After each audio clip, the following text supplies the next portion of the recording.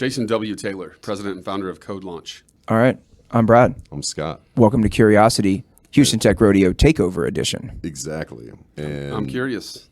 And we're going to talk about Code Launch. What is it? Where have you guys, catch us up to today on, what Code Launch has been up to? And then, let's peek over the horizon. Okay, so Code Launch, first of all, is a beast, and it's hard to explain. Perfect. So hang with me. 10 years ago, I'm a founder of a software development services company called Code Authority.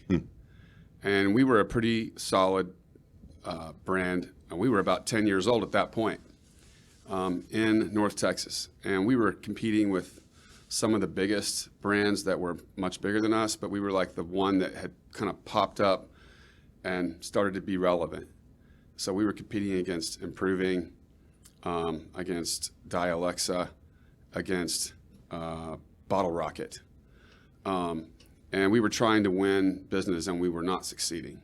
We were getting man, you guys you're our second favorite. And so I started, brainstorming, and I started trying to think, how do I push my brand up to the next, how do I break through to the next level? And I decided that we needed visibility in the community, and we needed to be at all the technology and things that were going on. I needed to stop dodging those.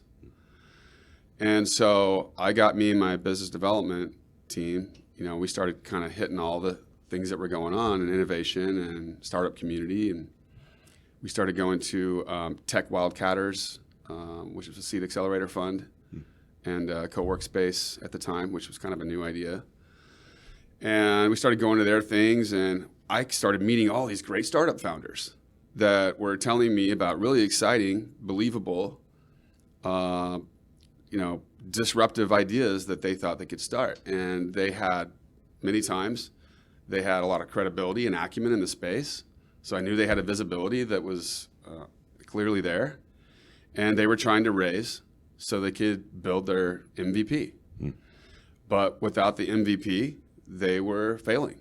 They were most of the time first-time founders, right? First-time founder, hard, difficult raise, especially for inventing a product and disrupting a market. That's probably the highest mountain you can climb.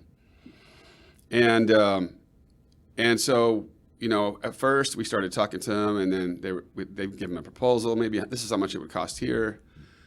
Okay, we'll go try to raise that money. And then, a few months later, hey, what if we just gave you 25% of the cap table and you just built that? Can you afford that? And we actually, many times, because I'm kind of a shoot from the hip type person, I don't really make a lot of detailed plans. If I just feel something's right, I just will go. Sure. And we tried that. We literally tried to build software for someone just for their cap table. And what I found out is that's not a good idea. It's not sustainable over the long term. And if you do it at all, you need to have really good guardrails and understanding from each side of the table when what the limit is. And because you're inventing a product, there's no such thing as the end. Got it. And so me and my team were like, this is the wrong way to go about this. Let's have an event like these other guys are doing. And at that event, let's invite all these teams that we keep meeting and put the word out in the public that we're going to pick one and we're going to build the MVP. And then now instead of just we met this one this week, next week we met one that was better. I wish we hadn't told the last ones we're going to build their stuff for free. And so we had an event, and we promoted it, and it had the dumbest name ever the first year in 2012. It was the Code Authority App Idea Contest, which sounds like Eurovision song contest. It's sort of a Yellow Pages ad-ish in form and style. And we got 100 people applying, but they weren't really that. What we brought in is people that had ideas that weren't really founders that started anything yet. And we picked out one that we thought was great. We had an event. We had the top 5 compete on stage. The mics were rickety. The pitches were way too. We gave them 10-minute pitches. Oh yeah. Kill me, right? I don't want to ever see a 10-minute pitch the rest of my life. I'm just going to be straight with you. Yeah. I do not. And so we just dove in, and the cool thing about it was like community impact, like newspaper came and covered it and brought a crew and interviewed me. And then the city found out about it, and the city came over and goes, wow, this is cool that something like this is happening in Frisco. How can we help you? So I was like, I think we're onto something here. I mean, this thing that we're going to build is not going to be the one that makes anybody any money, but the fact that we're doing it is good, and the team really liked it. The team started to feel like we had a big party at the end, and they got to take off a day and help produce stuff, and everybody got to have a new role. And so there was like an energy that it brought into my room that we were doing this event. And we were like about 20, 22 people at that time. So the next summer, we decided we're always going to do this in the summer because that's when we have interns that can help us with like man the water table, staff the check-in door, right? We needed interns to help us do that. So we were not taking people off billable projects as much as we could manage. So were you doing one event a year? Yes, it was one event a year. So the next year I was like, wait a minute, guys. You know what this needs? It needs a name. This has to have a name. And we sat at a whiteboard and we came up with names, and we wanted it to be naturally, like you could tell if you were an astute business person that it was a spinoff of Code Authority. But we also wanted it to be obvious to what we were doing. And we came up with Code Launch, and we're like, that's a home run. Go see if it's taken. It's not taken. Domain, boom. That's it. It's Code Launch. Love it. Go over to the UI UX guy. Can you make us a logo for Code Launch? He starts working on Code Launch logo, and a few months later, in 2013, in August, we had our first Code Launch. And it was just as rickety as the first one. Still had mic problems and blah, blah, blah. And the group that we hired a group to make a video of it that was our own, that we were going to make promotional material out of. And they were called Paperlight. And they took the project because they had a little window that they had available, and they had nothing else to do. But it's not something they normally would do. They did it because they thought it was cool. And when they got involved, they thought it was even cooler. And they were like, that what we really do is we produce events. Oh, like wow. we do like entertainment. Yeah. And like on stage with lights and fog machines and laser beams. And like, if you want to get rid of all this and have all these investors like impressed, we'll do you next year's show, and we'll hook it all up, and we'll just give it to you at cost so you can see what's possible. That's cool. So the next year, Code Launch 3, they came and they produced an event. The city gave us an arena called the Comerica Center Arena in Frisco that was not being used on a certain day, so we had no cost for venue. They built a stage, and I walked in, and it had like big 16-foot wide LED walls and with our graphics running and like fog machines, like wisping through the lights. And I thought I was at my own rock concert. Yeah, just a total step change from 2 to 3. And I was like, this is it, man. This is how we're going to do this from now on. I'm going to have to go find sponsors, though, so that next year when I have to pay Paperlight and extra cost for production. So we started like working on making the plan more valuable to the startups so we'd get better ones. And we started getting startups applying from, at first it was just Dallas-Fort Worth, right? But in year 3, it was like, whoa, there's someone applying from Idaho. Whoa, there's somebody from Mississippi. Whoa, there's somebody from Arizona. Whoa, there's somebody from Portugal. And so we kept doing it. And we kind of did that. And each year it just got a little bit better production, a little tighter pitches, better coaching on the decks, better value for the startups that won. But it also got more and more expensive. Sure. And so I went to my favorite competitor, which was really the only one that I knew. The only one that I knew somebody at. And I happened to also like that person. His name is David O'Hara. He's the president of the Improving office in Dallas. I went to him and I said, hey, I got an idea, because he had come to it as a guest and hung out with me, like broed out, drank some beers, and told me how cool it was and how can I help. And I was just like, it didn't occur to me to ask really anything when he asked that. Yeah. Until some time went by. And I was like, remember you asked me how to help? I have an idea. what if we make next year's event, we spin it as it's improving versus code authority. Who's the better dev shop? And we each have a startup that we're coding for. And the pride that our team will take trying to win will really elevate the product and the progress that's made in this rapid window we're going to do it in. And let's do that before the event, not after, so that the crowd and the investors that come will see these startups holding this thing for the first time that they've been envisioning maybe for years. Yeah. So I say that that's when Code Launch became like 2.0. Okay.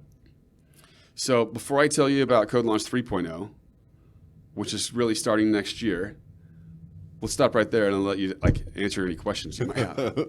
No, I mean, I think it sounds amazing. It's an incredible journey. And I think that anybody that spent time in the startup community broadly, understands that there's a wide spectrum of events that take place and a wide spectrum of outcomes. And the fact that you focused on startup outcomes sort of throughout and creating something that matters to the those that have applied to kind of come and be a part of it. Is it up to this point, how many cities have you now taken this production to? Are you still doing one a year, but in a different geography? Or you've got the Dallas-Fort Worth version that's always been running, and now you're spinning off and doing others? Because as a part of Tech Rodeo, you guys are going to do Code Launch event later this week. Is that the only one in 2023, or how are you guys thinking about that? Great question, and I'm going to answer those in this where I was already going to go. Perfect. Yeah, trying to lead you there. So the next year, so that event was the most well-attended we'd ever had. And we got the best feedback. The show was tighter and better. The investors were intrigued, and the people there raised. Sure. That's amazing. Like angel size raises, not like Series A raises. But they raised. They raised. See, that's one of the things I really admire about the DFW area. Yeah, you've worked there before. Yeah, I feel as though there's this natural embrace to startups and early stage companies and helping them really nurture and grow and build. I mean, as you said, the city found out and they immediately came over to be like, oh my gosh, this is awesome. How do we engage with this more intimately? I think in Houston, it's a newer concept.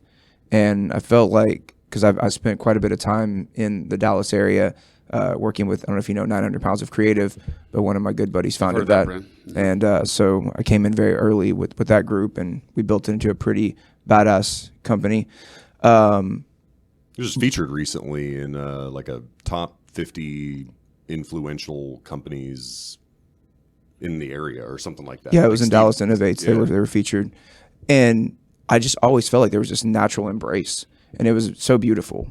People just rallied really organically. I think it's so cool that in that region of Texas, there's just there's very little barrier. And I think that's really beautiful because, you had this idea and people rallied together and really supported it.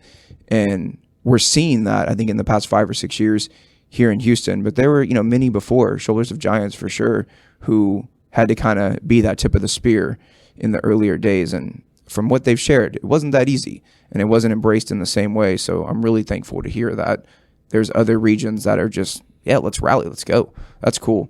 It kind of makes me wonder a little bit in the Code Launch experience, maybe before we get to 3.0, what is the experience like for the startups?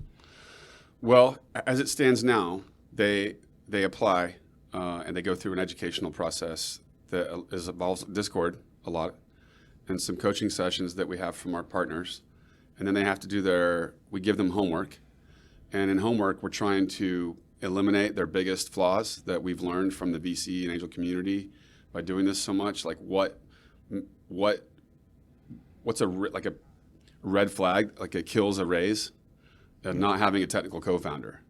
If you're a technical product startup, right? That's one right there. There's a lot of VCs that want to know who your technical co-founder is. Who is the person that's going to own the product and be good at it? And if they don't have that person on the team invested and ready to be full-time and ready to go, it'll kill a deal. So we get a lot of people that don't have that. So we're trying to get them to hustle and go find someone who will commit to be their technical co-founder in the event that they get on the stage at Code Launch, right? And we give them 3 weeks. And we also make them do product fit stuff.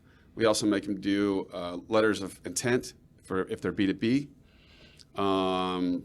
Just cheap and easy things they can do with Google surveys and Google Forms, and make them get their social media squared away and out there instead of like rickety and half done like most of them are, so that when we get to the pitch part, which is the last week of it, they're closest we can get them. They're apples and apples.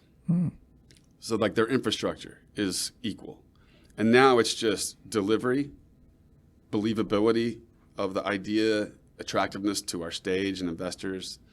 Are they automating insurance processing claims, or are they building sneakers with sustainable products and marketing drinks, like you'll see Drink Kicks on stage Thursday.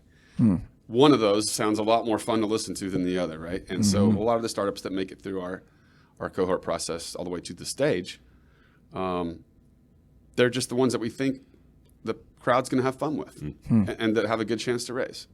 How long is that process from kickoff of cohort to being on stage? Well, let's go back and let me do the 2.0 and 3.0. Oh, yeah. So when Code Launch becomes 2.0 is when, after the second year, Improving came back and I was like, how was your experience? What did your team think about it? And they're like, we're going to get Bottle Rocket and we're going to get Dialux and we're all going to do this next Boom. year. That's so cool. And I was like, okay, good. And can you help pay for it? And they're like, yeah, I think we can do that. So now I had revenue helping to, and I was like, okay, more lasers, more smoke machines. And, so we leveled it up. The lasers. After the second one, Improving's leadership team approached me and said, hey, we would like Code Authority and Code Launch to join our company because we have a vision for Code Launch that I think maybe you don't realize what this thing is capable of. And the CEO said, have you ever heard of conscious capitalism? Oh, sure. And I said no. And honestly, I said no because at that time in my life and still today, I don't invest my free time in other people's thought leadership and like business self-help books. There's like that little stand at the airport bookstore that has all these how to sell and how to lead people and da-da-da. I don't care about any of that. I want to relax, when I'm checking out. I want to play video games and stuff like that. So of course I don't know what conscious capitalism is.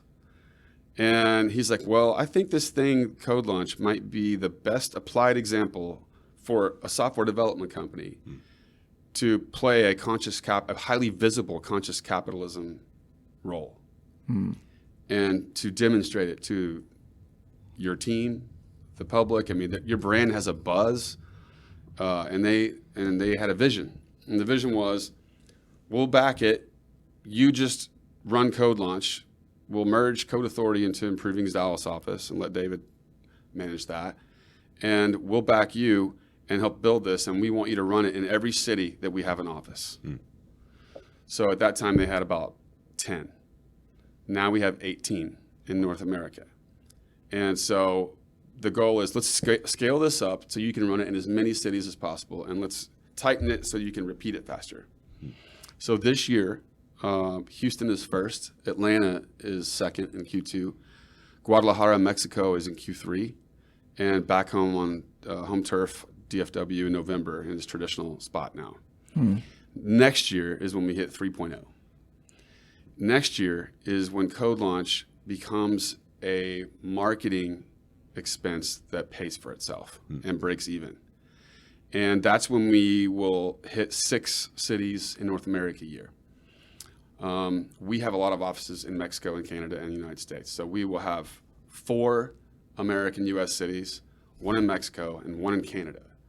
The winner from the first 5 will come to the championship event, which we haven't named yet. We actually brainstormed about it last night. We should brainstorm. Yeah, I'm welcome for ideas on that deal. It's kind of hard, but just think, for lack of a better, not trademarked term, think Code Launch Super Bowl for conversational. No offense, NFL Inc. The Super Bowl of Code Launch will be marketed all year long to VCs and angels all over North America, and we're going to have like a VC Angel experience where they come in the night before and meet them, and then they come to the event the next day. And we're going to have the winner from the first 5, and then one from the host market, just one that makes it onto the stage and is a challenger, kind of a David versus these 5 Goliaths. And they have to then all do the same thing they did already once and won their event, but now against other champions and one upstart. And, we're going to get all the big brands behind it. And the sponsorship money for that is going to be strong. A, but B, after the event, we're going to take all the stats from everything and we're going to put together like an RFP, and we're going to sell the Code Launch Super Bowl to markets all over North America. It'll be like the Olympics or like the World Cup or like the Super Bowl. So it'll be in the city that pays for it because they want to elevate attention onto them as a high-tech, innovative city and bring all these communities economic development together. Organizations that are running in all these cities their job is to vie for those kinds of events. Yeah, and so we're going to glue these competitors together, which is the weirdest, hardest thing. It's the hardest hump, is getting the software development companies in new cities that haven't heard of this to get them to agree to have an event where their coders compete against their competition's coders. Yeah. And but there's usually they get over it pretty fast and realize that I'm serious, that I'm just trying to elevate everyone's brand, and no one's a loser at Code Launch. Everyone's a winner. And the best part about the startups is even though one person wins or one group wins, they've all gotten free software development by world-class developers on their product, and they all get to go through the experience. They get an amazing video of their pitch. They go through the coaching, and we don't take any equity, and we don't charge them any money. And that is what really makes Code Launch unique and awesome and conscious capitalism.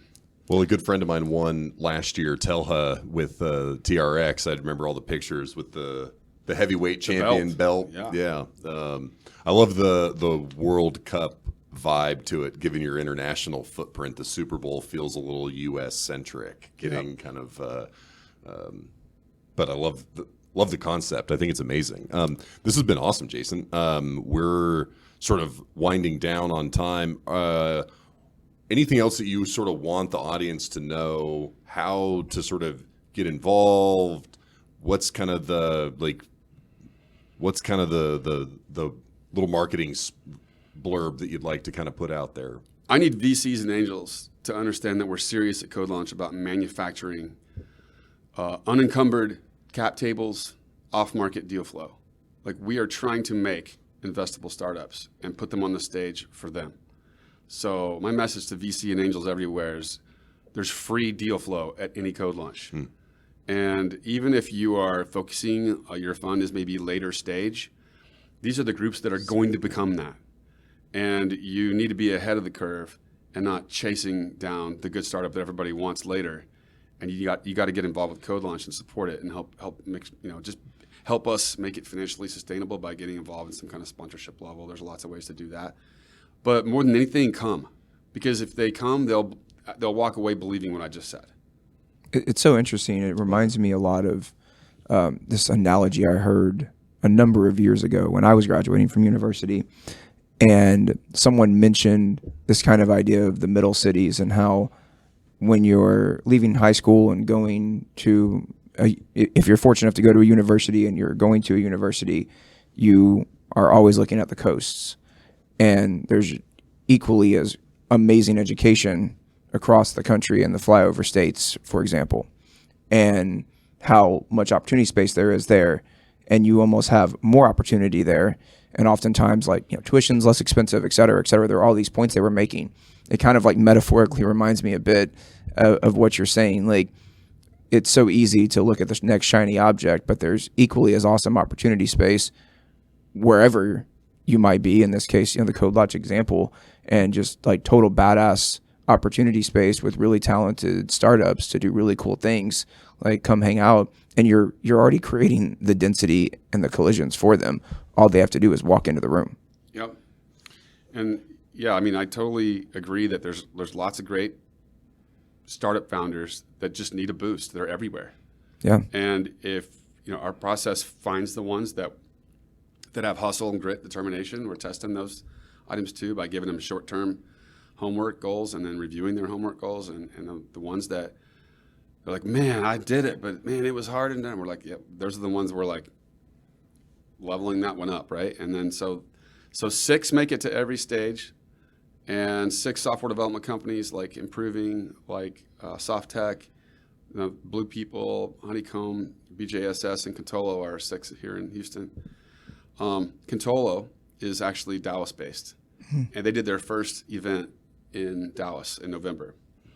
And the founder loved it so much. Now, his startup won the event, but his team loved the experience so much because they were the underdog. They were like the little guys in the thing, and they knocked off everybody. Wow. And he walked up to me and he said, can I pay to be a hackathon sponsor for every other one this year, including Mexico? And I said, yes. So we came to Houston. We already had 2 out of the 4 slots filled. So Improving is always obviously the host of the event and the producer, and they're basically what Code Launch is a corporate-backed startup that helps startups, but markets Improving's values, our culture, our capability, and our thought leadership. So it's a differentiator for the brand and as an execution strategy. That's what Code Launch is. What a journey. Congratulations. It's so awesome. What just sort of executing an ambition in a way that is just special. So excited to see the event later this week and celebrating what you guys are going to be doing over the next year or 2. Thank you, guys, and thanks for having me on your podcast, man. Appreciate it. Thanks so much for hanging out with us. Boom. Boom. Thank you for listening. Join Brad and Scott next time on the Curiosity Podcast.